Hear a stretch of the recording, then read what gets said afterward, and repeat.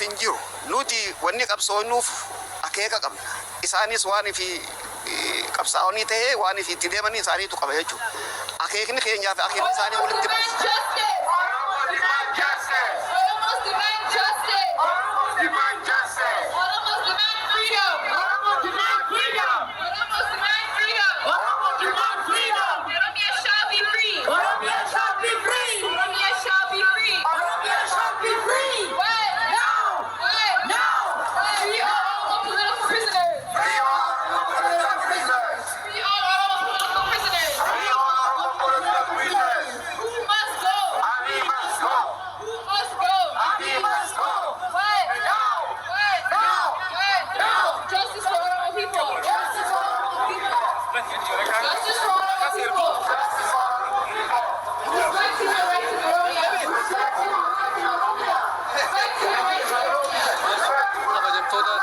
keenya ama bakkitti argamtu tuni dandaa square jamti walakkaa magaalaa Torontooti arraan tana wanni bakka tanatti walitti dhufnee fi miidhaa fi hacuuccaa mootummaan Itoophiyaa uummata keenya ka Oromoo warra poolitikaa adda addaa geessaa jirtu mormiidhaan bakka tana walitti dhufnee dura dhaabbannaa keenya uummata biyya tanaatii fi mootummaa biyya tanaatti iyyachuudhaa fi arraan tana bakka tana walitti dhufne warra bakka tana walitti dhufanii wanni bakka tana dhufanii waliin argamnerra nama tokko abbaa urjiidhaa isin odeeffachuuf deemna itti dhiyaadhaan afeerraa keenya abbaa urjii arraan tana maaliif bakka tana dhuftan?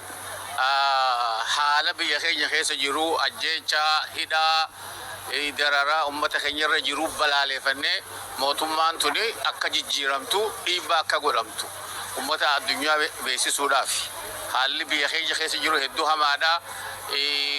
Taduraa sababni guddaan ajjeechaa battee urgeessaati.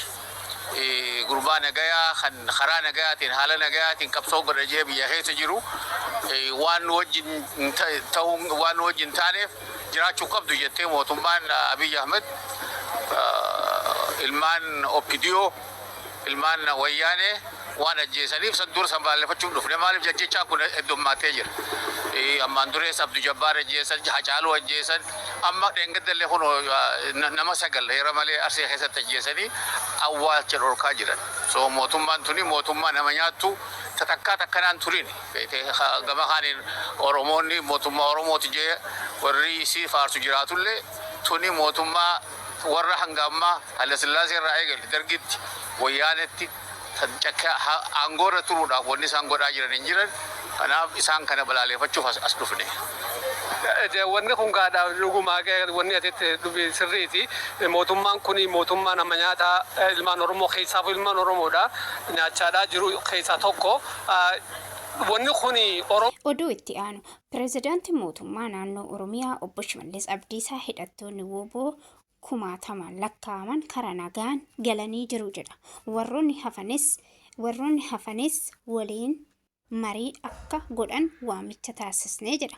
Obbo Shimallis yaada miidiyaa hawaasa isaatiin gubbaatti maxxanse irratti miseessonni hidhamtoota WBO galanii jiraniif mootummaanis akka duukaa keenyatti dhiifamaa fi gammachuu guddaan isaan simachaa jiru jechuudhaan dubbata. Lola waggaa 5 kutaalee Oromiyaa adda addaa keessatti qaamolee nageenya mootummaa fi WBO jidduutti adeemsifamaa ture mariin nagaan furuuf mariin araara jaarsummaa US fi qaamolee birootiin hedduun marsaa lammaffaa gaggeeffame milkaa'uu dhabuudhaan booda lolli itti fufuun BBC'n kutaalee hawaasatti iyyachaa ture jechuudhaan dubbata.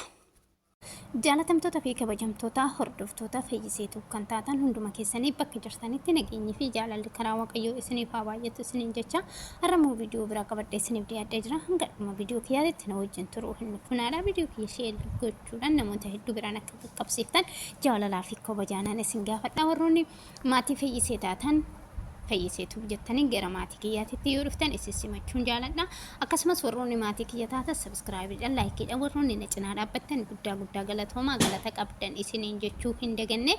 Egaa viidiyoon har'a qabadhee isiniif dhiyaadhe akkuma beekamu waa'ee ajjeechaa obbo Battee Urgeessaa irratti akkuma beekamu kan namoonni biyyoota adda addaatirraa falmachaa yookiin hiriira nagaa ba'aa balaaleffachaa kan jiranidha.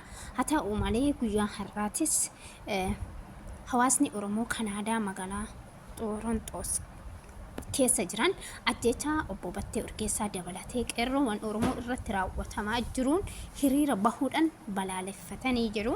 Egaa ajjeechaan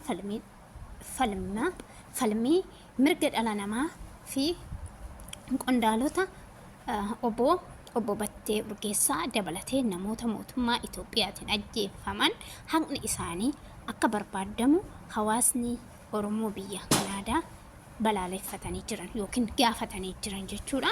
Egaa hawaasni Oromoo Kanaadaa magaalaa Torontoos mootummaan biltsiginnaa qeerroowwan Oromoo isaa morma ajjeesuu fi hidhuun haa dhaabu jechuudhaan gaafatanii jiru. Namoonni murtii seeraa malee ajjeefaman haqni isaanii awwaalameef haqni isaanii akka bahu akka yakki ummata Oromoo irratti raawwatamu akka dhaabbatu jedhanii jiru jechuudha. Kana malees qondaaltonni obbo waggaa 5 ofiif yakka tokko malee mana hidhaatti dararamaa jiraachuun akka gadi dhiifaman jechuudhaan hiriira irratti sagaleedhaan gaafatanii jiru jechuudha. Mootummaan hidhaa ajjeechaa dabalatee reeffa maatii dhoowwachuudhaan ummata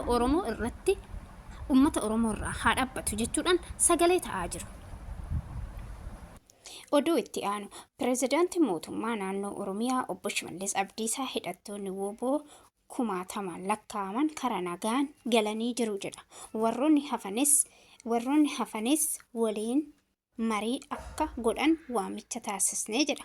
Obbo Shimallis yaada miidiyaa hawaasa isaatiin gubbaatti maxxanse irratti miseessonni hidhamtoota WBO galanii jiraniif mootummaanis akka duukaa keenyatti dhiifamaa fi gammachuu guddaan isaan simachaa jiru jechuudhaan dubbata.